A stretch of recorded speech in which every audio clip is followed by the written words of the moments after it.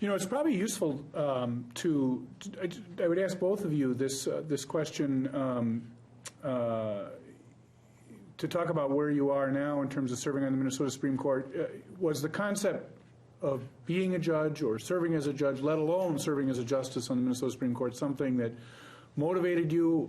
Is that something that was in your background as you were growing up? Let's start with you, Justice Lillock. Yeah. Out there in South Dakota, were you thinking about being a judge someday? Well, the decision for me back in late in high school and early in college is, am I going to be a band director or a lawyer?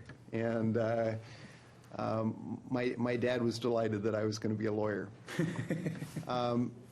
I didn't really think very much about being a judge until the early 1990s, and I put in my application to become a federal district court judge, and I didn't get selected. I got what could have been thought of as the consolation prize, but for me was just the right thing. It turned out for me at the right stage of my career, which was to become the United States Attorney, the Chief Federal Prosecutor.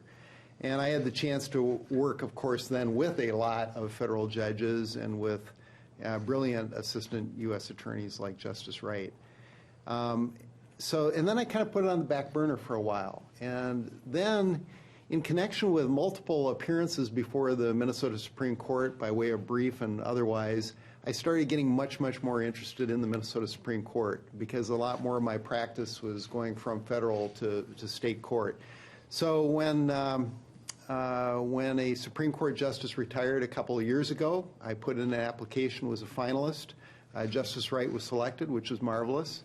And then from my standpoint, it was just as marvelous that the next opening, Justice Paul Anderson retired, and I was selected to fill that seat. So, you know, the realization that I wanted to be on the Minnesota Supreme Court was kind of a gradual one. It wasn't like I was on the road to Damascus one day and the light just flashed on and I said, oh my God, I've got to become a Supreme Court justice. And as I mentioned, now that I'm here, I love it. Justice Wright, how about you? Any long-term career goals way back at your time there growing up in Virginia that you're going to be a judge or a justice? I have to say no at that time. You know, I grew up and I did not know any lawyers. And had certainly... Lots of people think that's probably a good thing, you know? And had certainly never met a judge before, had seen the judge on the Perry Mason reruns, and that hadn't looked all that, you know, enticing to me. It seemed like reading literature was way more interesting and important. And so it really was in law school when I understood that there was this opportunity to be a law clerk for a judge that I started thinking about how that work as a law clerk would be a nice complement or a nice next step for preparation to be a lawyer in my experience. And when I applied, then was hired by Judge Keith, I thought I had, you know, died and gone to heaven. I loved approaching the law from a neutral position, as judges do. I loved the research and writing that law clerks perform for their judges. And I liked thinking about what the just result would be. I have been an advocate for most of my career, so been a lawyer representing a client, either the United States or a school district, and you are representing their interest. And what I like about being a judge is that my client really is justice, and the people I serve are the people of Minnesota. And so the opportunity started creeping into my mind when I was in Judge Keith's chambers, but it was a huge pipe dream.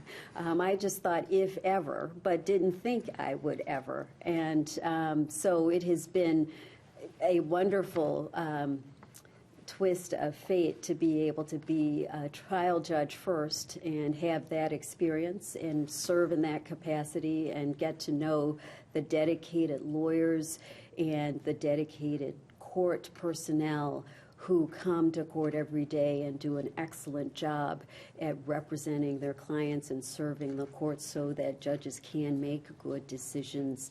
And then moving to the Court of Appeals, where I thought, boy, this feels like a fairly quiet and lonely existence because the courtrooms are so heavily populated at the trial court. And every day you were interacting with such a broad range of Minnesotans in my work as a trial judge. It was always interesting, and I always had lots of company in chambers and otherwise deciding what we needed to do in a particular case. The Court of Appeals was a lot quieter. A collegial body, and one that was a wonderful experience for me in working again with law clerks and deciding cases now with 3 judges instead of 1. And then the move to the Supreme Court is yet a different challenge for me. It's much of the same tools and experiences that I used as a trial court judge in looking at the law, as an appellate judge in understanding the impact of the law in terms of how it will be received by courts and lawyers, and then how it will affect the people of the state of Minnesota. But now we are the last step in the state system in determining what the state law is in Minnesota. And that brings a level of weighty responsibility that I cherish and feel honored to have, but also that makes the work, as I say, makes me sit up straight and pay attention and make sure that I'm doing the best job that I possibly can with the assistance of not only my law clerks, but the collegial, the group decision-making that we have at the Supreme Court. I love the fact that at every minute of every conference that we have discussing the case after oral argument, I am fully engaged, and I'm learning from my colleagues as much as contributing to the decision-making process. And so it is that part of our work at the Supreme Court that's quite unique, because there's 6 other judges in the room, all of us caring deeply about the work and the importance of it, wanting to get it right, and bringing all of our knowledge of the law and our knowledge of life and our life experiences to bear on our decision-making. I know you're the interviewer, but let me ask you, when did the light bulb click on for you? When did you decide you wanted to be a judge? You know, it's interesting. Yes, wait a minute, I'm asking the question. You're in charge. Yeah, You're the captain here. Right. What was it? Who's in charge here? Never mind. You know, I actually didn't have any kind of moment of epiphany. I actually sort of resisted the concept. I wanted to be a trial lawyer from a very early age. You mentioned